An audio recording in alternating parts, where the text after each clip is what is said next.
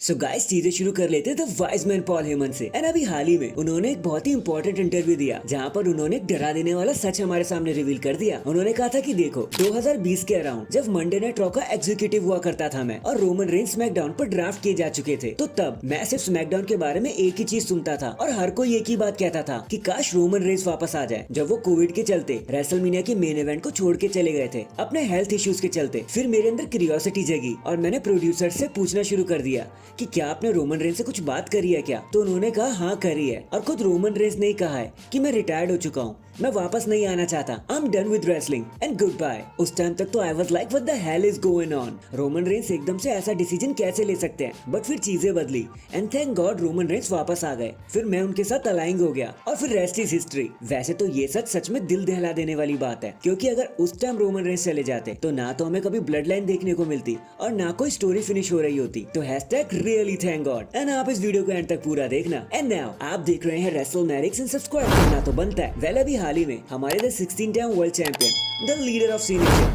John Cena ने कुछ बहुत ही इंटरेस्टिंग टॉपिक पर बोल पड़े। उन्होंने कहा कि यार काश लोगन पॉल हमें पहले मिल गए होते तो आज बहुत ज्यादा मजा आ जाता, रेसलिंग काफी बदल जाती। लोगन पॉल एकदम हमारे जैसे ही हैं। ही लव्स रेसलिंग एंड उसमें वो सब कुछ कूट कूट के भरा है जो एक ग्रेट रेसलर में होना चाहिए, एक सुपरस्टार में होना चाहिए।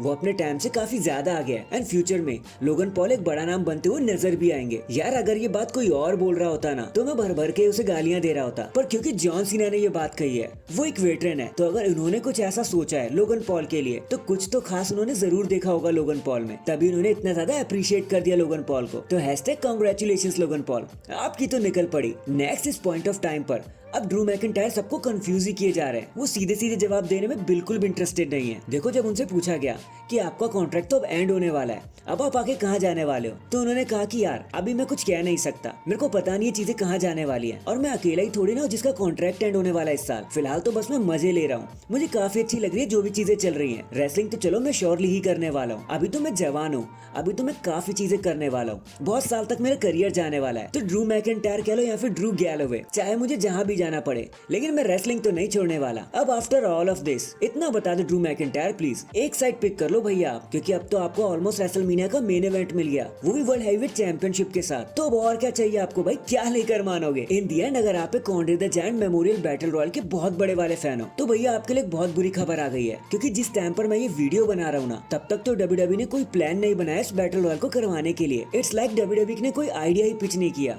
और सारे जो भी आइडियाज ऑन द जायंट के लिए चल रहे थे वो कैंसिल हो चुके हैं। अब हो सकता है डब्ल्यूडब्ल्यूई इसको स्मैकडाउन या रॉ पर करा दे, जैसे पिछले साल उन्होंने कराया था जहां बॉबी लैशली जीत गए थे। लेकिन अगर वो नहीं होता तो समझ लो डब्ल्यूडब्ल्यूई इसको कराने भी नहीं वाली, वरना फिलहाल तो रेसलमेनिया के लिए ऐसा कोई प्लान है भी नहीं, एटलीस्ट तब तक तो नहीं है जब हम इस वीडियो को बना रहे हैं। So that is it guys, अभी के लिए तो बस इतना ही।